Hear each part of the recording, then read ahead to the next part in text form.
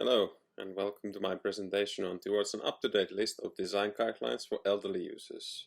My name is Renny Lindberg, and I am from the VA University Brussels, Belgium. So first of all, a little bit on the background. A study released by the EU in 2019 showed that during the survey, when they conducted it, a significant amount, so almost a half of the older people, have not used the internet in 3 months preceding the survey, so that whole time period, which is quite a lot. And also, when they published it in 2019, the time 20% of the EU population were aged 65 years or above, and of course it's gonna be even more as we go forward. And then a little bit on our goal. So there is a need to kind of see what is the current state of these guidelines when designing tools and platforms for elderly users, whether they're still valid and up to date, because quite a lot of them have not really been updated so much. They've added some new ones, especially for one of the guidelines that we'll go through soon. But otherwise, it's essentially our focus is to see what is the current state and if some of these guidelines have become less important or valid. And we are focusing on web interfaces and touchscreen devices. So quickly to go through where our sources were for these guidelines. We took 2 for web and 2 for touchscreen devices, which might not sound like a lot, but there were quite a lot of guidelines covered by these 4 studies or lists. So Silverweb is a slightly older one, and then we also used the VCAG, so Web Content Accessibility Guideline, which is updated regularly. 3.0 should be out soon. It's technically already partially at least out. And then from the touchscreen device side, mobile launcher heuristics for elderly people and design for all, that in itself already had over 400 guidelines. And then to move on towards the methodology of our actual study. Firstly, we collected all these guidelines from the sources that I quickly went through in the previous slides, which totaled in 594 individual guidelines.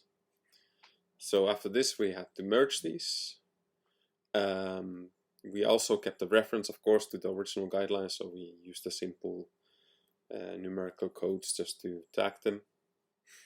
And after this, we would create a simple check statement for these merged guidelines. So basically something in the terms of is the button large enough, for example.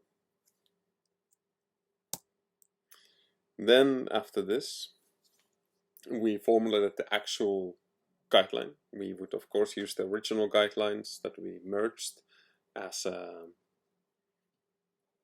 guideline in itself to make it fit.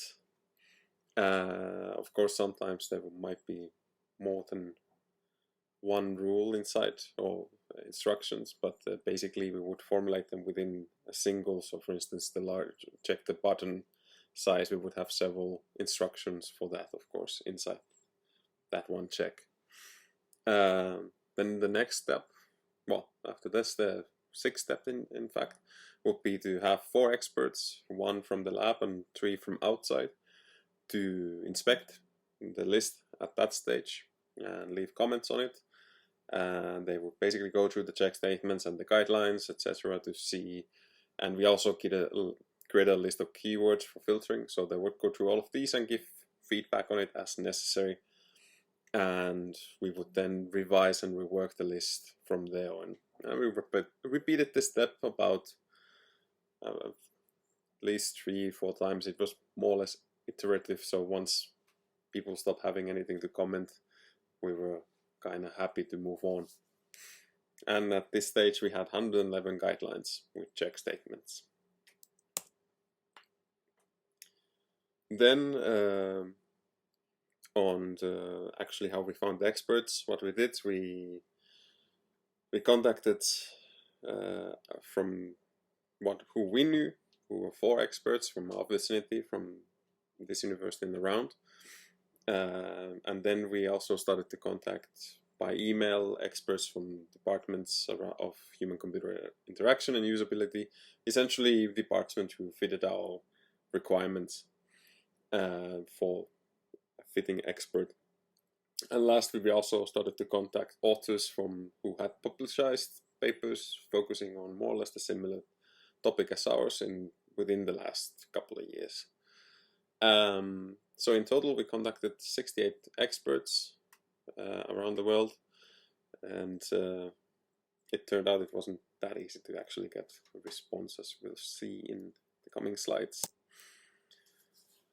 And it also became rather clear that our current version of the list was not really easy to use, in terms of for the experts. So we basically took our list that you can see in the left, and it was Excel with all the references and the keywords and etc.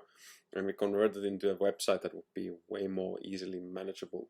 And then we also decided to focus on core aspects of the list, so they could give feedback on the check statement and the guideline. But basically what we asked the expert is to simply fill in the Likert. Do you see this guideline? Well, there's a typo there, but do you see this guideline as important?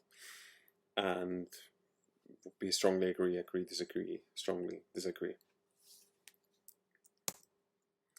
Then to go through the results.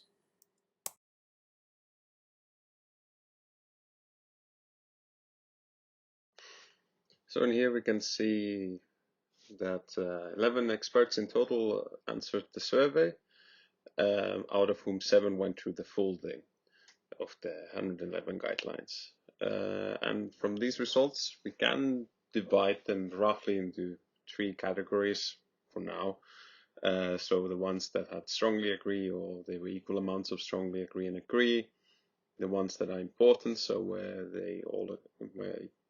majority of the people said agree on the importance, and then the nice to have, which are essentially the guidelines that go more on the disagree side of the spectrum. Of course, this needs to be further evaluated and also categorized better for actual validation, but this is a rough list we could create from these results.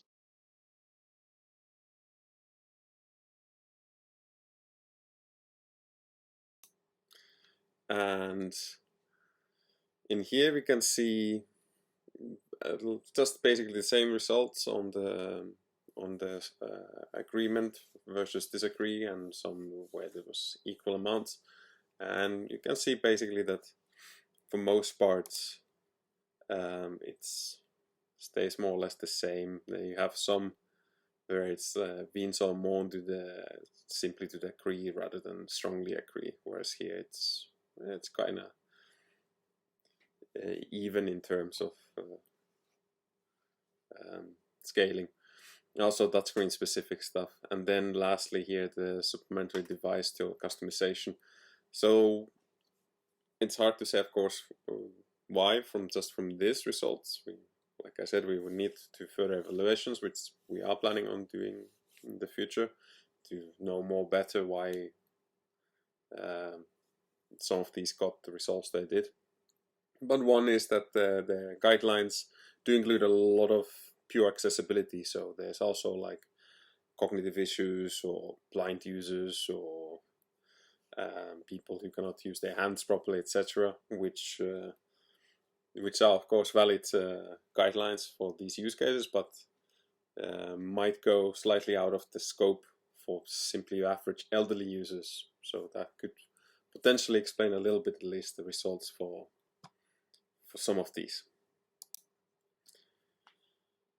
And then just to move on to discussion, what we also found out was that these guidelines didn't really focus on security, password handling, or account creation and management, which is kind of understandable also in some senses, because these can be considered as a higher level thing to look at basically when designing a platform, rather than where the guidelines generally focus on very small technical aspects like the text size or the contrast and the use of images, etc.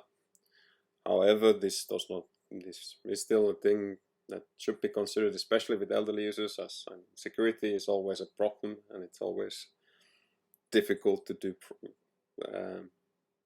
in a user-friendly way. Currently, biometrics are kind of solving this issue finally, but still, the average users can sometimes still struggle with it. So it is safe to assume that an elderly user would also struggle with it even more. It is also interesting. Don't have the percentages, but like on pure web platforms, for instance, biometric solution is not really yet there. There are some, but they're not really feasible for, especially for elderly users. Two-step is one, of course, but this is also several extra steps, which can be a little bit too much for some users. Then also the account creation and management, so especially the account creation part. This is something that elderly users do struggle with, and some organizations have basically solved it just by having a third party to make the accounts for the elderly users. But of course, this is not always feasible. So this is something that might require some guidelines, not necessarily at this level. So as I said, maybe at a higher level, but this is definitely something that might need some extra work in it. And then also, like I said, are the guidelines up to date, which was one of our questions heading out. And yes, most parts I would say so.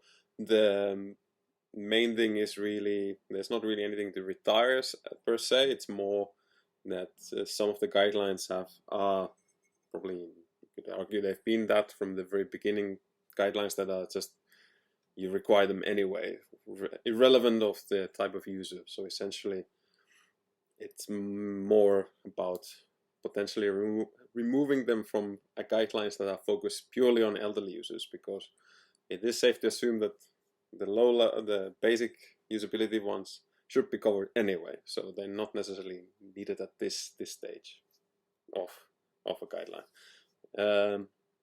Then also for future technologies, VR, AR, these are still a bit ways away, and we first need proper guidelines for the regular users anyway. Whether these AR classes finally become a thing, Google didn't really happen in the end, but now they seem to be coming back again with these Xiaomi classes, etc. So it could be a thing to consider. Also, of course, smartwatches have already become relatively mainstream, so that might be also one that could require some elderly focus, also just regular guideline focus. At the moment, I assume the smartwatches are basically covered by mobile guidelines. And then lastly, as I said, we are hoping to conduct further evaluations. If you want to participate as an expert for these, you can either scan the QR code or use the link contact.nosville.pe. And also the other link below is just the current results of the current list of the guidelines we created. It should be the latest, but it might have not been the latest variations might have not been uploaded there yet. But basically, it is next, and it will be kept up to date anyway. The future. But yeah, thank you very much. And any questions? I don't know how they will be done in this format, but I'm sure they will be clear at the time of the presentation. Thank you.